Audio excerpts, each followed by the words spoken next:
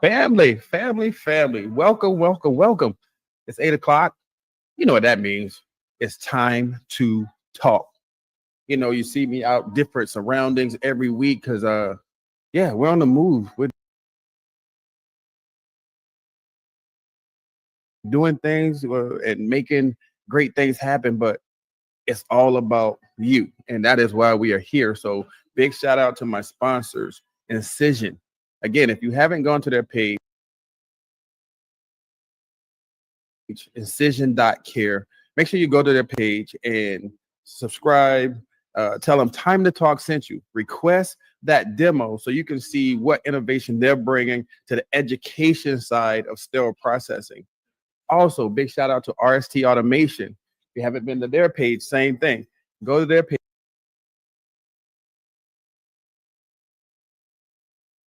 and do the same thing. Let them know that you got sent there from Time to Talk and that it is you want to see the demo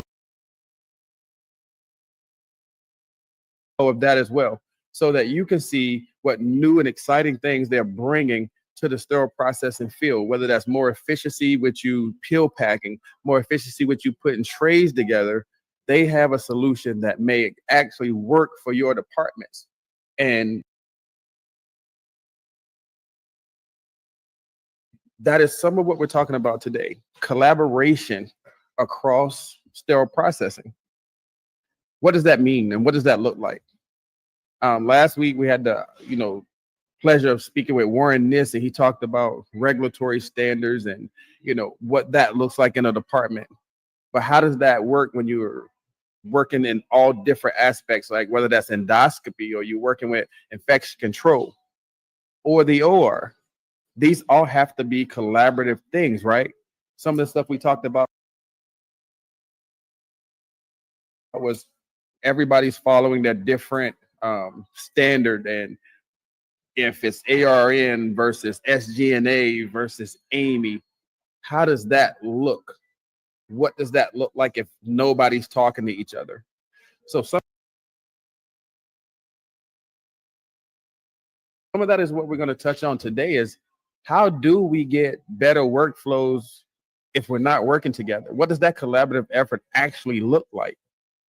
And as I always tell y'all, I actually reach out to people who are actually actively in the field, seeing and doing certain things. So I wanted to get somebody here that I know actually has a pulse on what's happening in our industry. I wanted to bring somebody who could actually speak to what they see in the field as far as, are these things truly happening? Are you working together to bridge the gap between SBD and the OR? I know that's what the problem has been, is that everywhere I go and I get the same thing. How do you make that relationship better? How do we work and make that relationship better with the OR?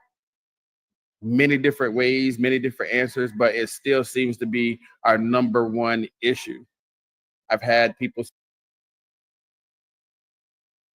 say, how do we get EVS to realize that SBD gets treated like the OR?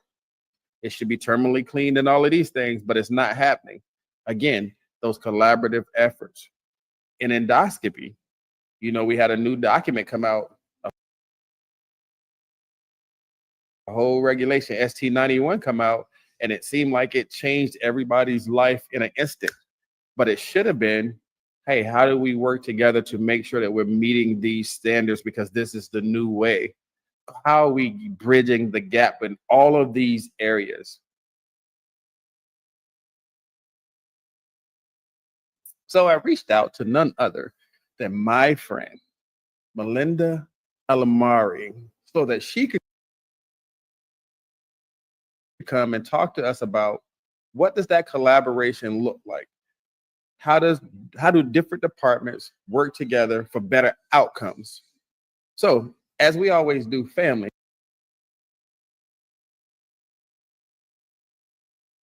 Can we give a warm, warm welcome to our friend Melinda, the princess? And here she is. Woo! You see that round of applause? You see it? That was amazing. I like That was it. amazing, right? The family's here. They are excited about this conversation. Melinda, for those that may be, hiding under a rock and don't know who you are, could you tell them who Melinda is? Ooh, that's complicated. All right. You want the condensed version? No. The normal Melinda. No, the working Melinda. So I am a clinical education specialist for Healthmark Industries, a Getting a company. I sit on multiple AAMI standards committees. I chair 2 of the AAMI standard committees, packaging and dental. And I also represent the U.S. in the ISO International Packaging Committee. I started as a surgical tech, became a endoscopic service rep for IMS, worked for IMS Steris for about 8.5 years, moved into management of departments, then education, multiple different roles, and then became the educator and quality control manager for Duke sterile processing. So, and then, kind of graduated over to Healthmark. So well versed in the industry, like yourself, a lot of us started out as surgical techs and somehow found ourselves in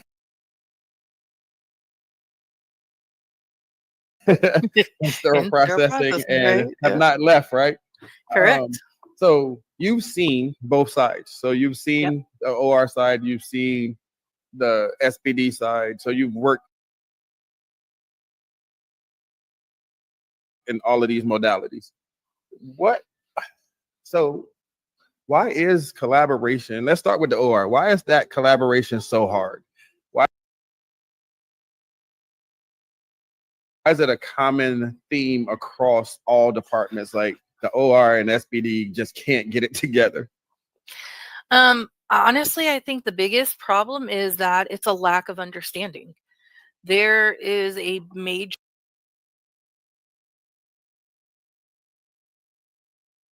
gap of understanding of what each party does. I mean, like you said, I scrubbed, you scrubbed, like as surgical techs, like your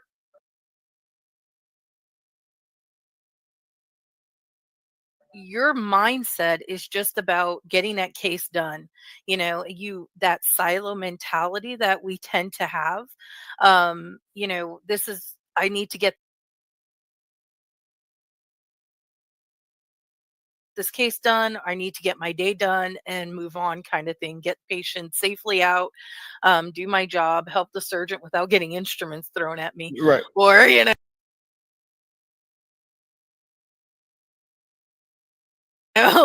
our little duck and dive maneuver.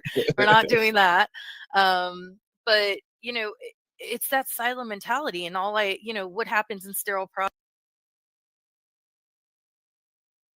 processing. I don't know. They have a bunch of magic machines down there that I give them stuff and I tell them I want it back now. And, that's it. It makes it happen. When I scrubbed, I mainly did hearts. And so that was my specialty. And so if we didn't have any hearts,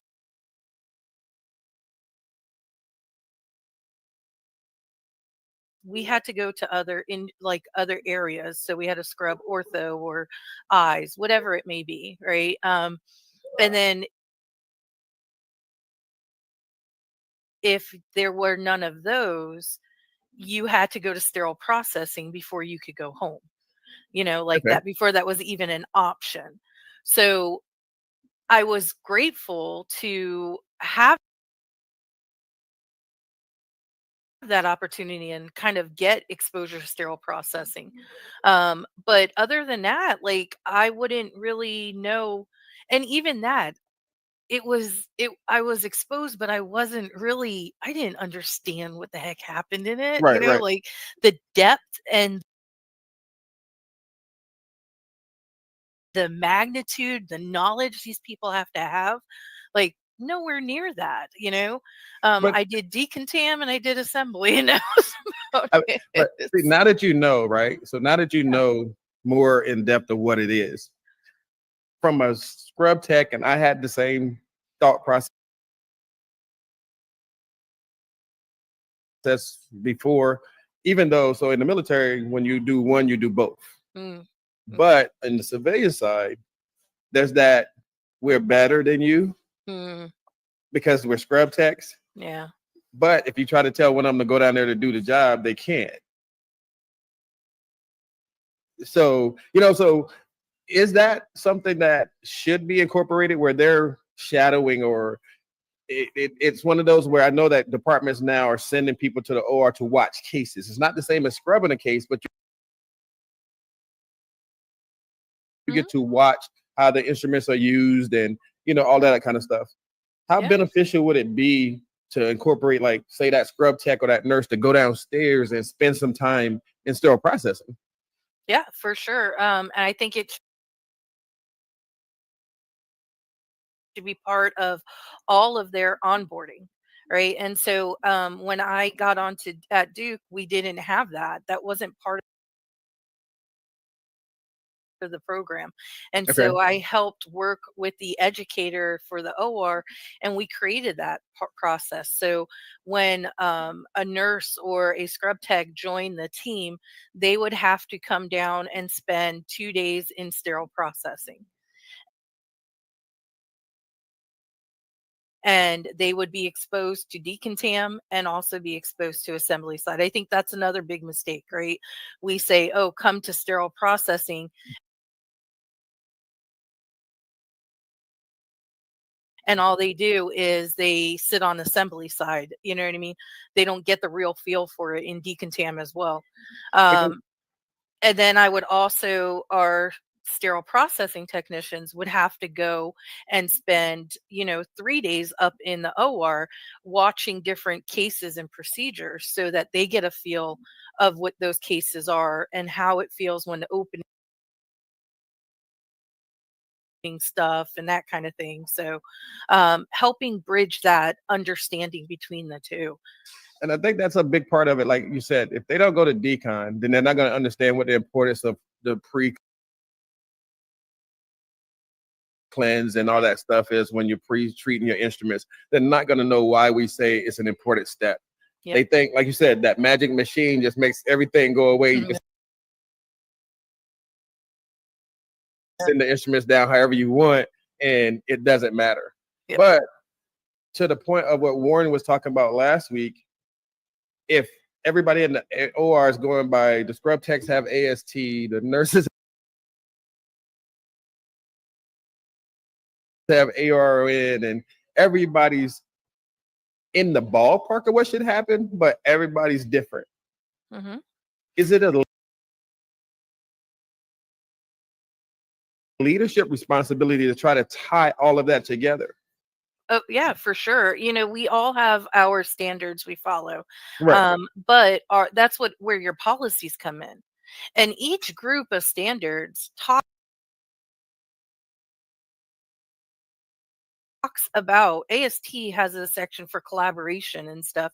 AORN talks about collaboration and that kind of thing. So that all needs to be a part of the policies as well. Like, and that's Okay. where the policies bridge those together. That's the hospital's responsibility to make sure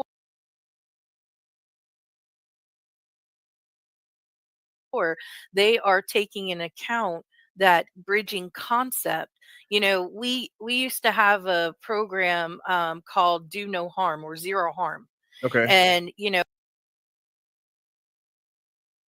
so that was like zero. How do we get to zero harm for patients every single time? That was the ultimate goal. And there were different programs and collaborative efforts that were put into doing that. We used to have what was called like collab labs. And so I would run like I was in charge of running a collab lab for vendors, right? We all know we have vendor problems with Yes, our trays, and that's a different one. they're always our problem childs, right? But to be fair to the vendors, we don't know the pain points they go through. Right. So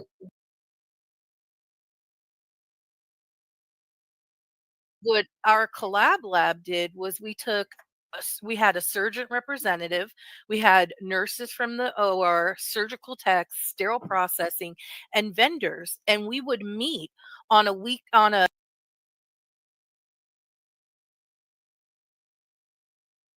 bi-weekly basis and talk about what are the big issues that you guys face. This is what we're facing. How do we get to a better understanding or a better outcome? You're delivering your trays late. Okay, let's sit down and talk about it, from a Lean Six Sigma point of view kind of thing. Okay. How can we work this out? What are some ways we can come to a better understanding and Was that each group was give a little. was that leadership driven, or was that frontline driven? They were frontline driven. The concept came from leadership, like, hey, Okay. because we did them for other things different. So if there was a situation where something happened, maybe they're having a problem getting supplies in, they would do a collab lab with supply chain. So we would say, hey, we have an issue with vendors.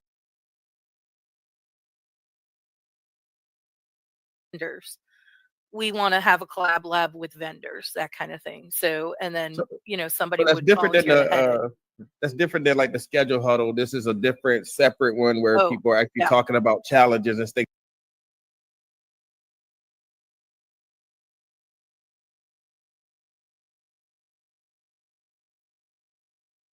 So I want to talk about that a little bit more in detail, but we're going to do that right after this break, Melinda. We're talking about collaboration across departments with Miss Melinda Alamari.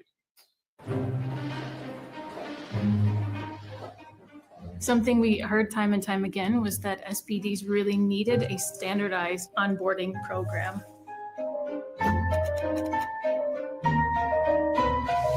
I strongly feel that losing the connection between the work and the purpose of the work that we do is a key reason why things often go wrong in sterile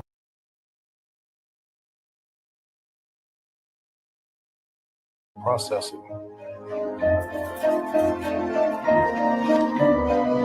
One thing that we really focused on in this program is that it needed to be practice-based. People needed to understand what was required in the department, how should they function, what were the steps.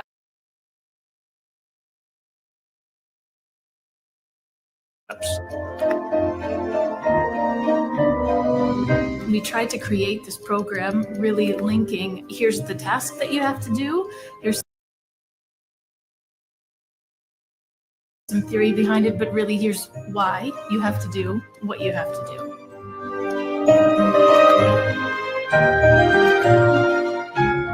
Understanding the why something is used and how it is used is crucial to connect the dots between the action and our role in patient safety.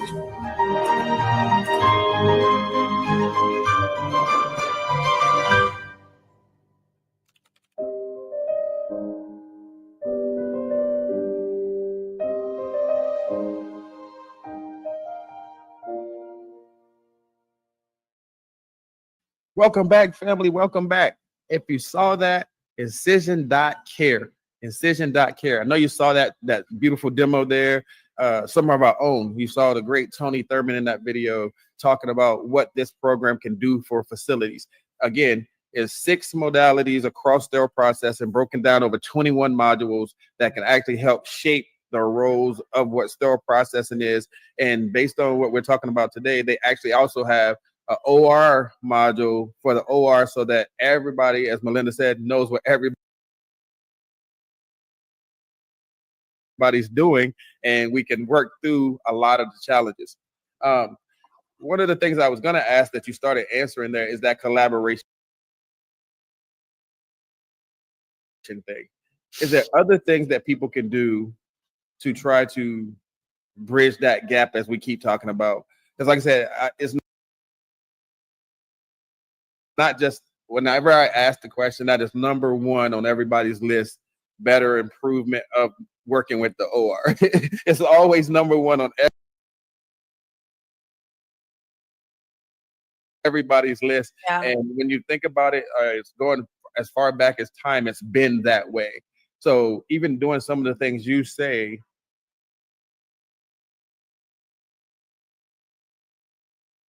are there other things that you've seen work or ideas that you have that people may be able to try? Oh yeah.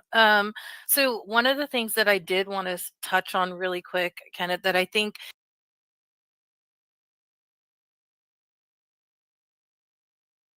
is really important and gets majorly overlooked is when we're talking about collaboration, we tend to just focus on nurses, surgical techs, and OR, right? What about the surgeons? They Nice. are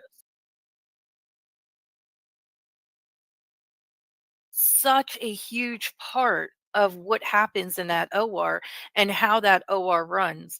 Why are we not including them in collaboration? Most of the time we don't.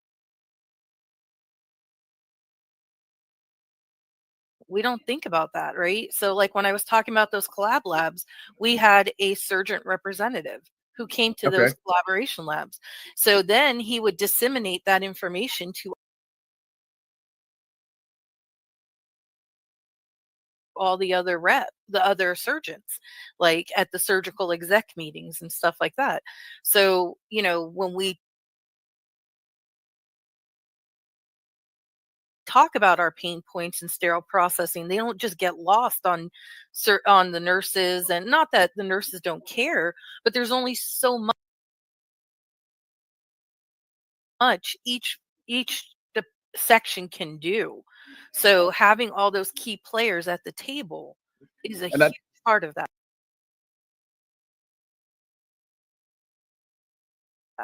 And I think that's the bigger part of it is who is in the meeting and how is everybody impacted.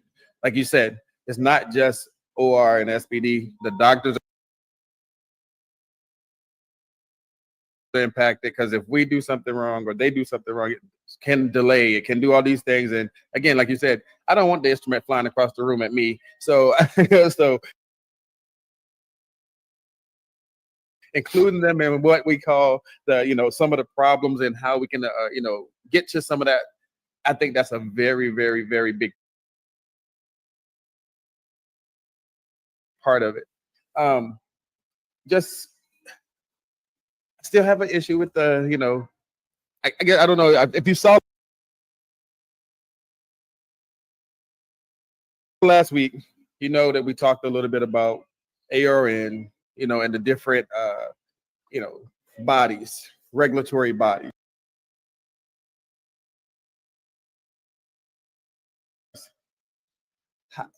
When it comes to recognizing AAMI and, recognizing what they do, and you said, I know you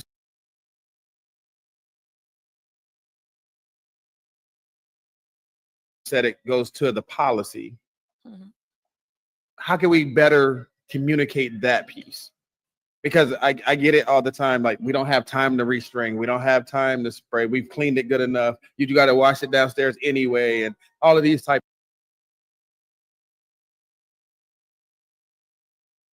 of things.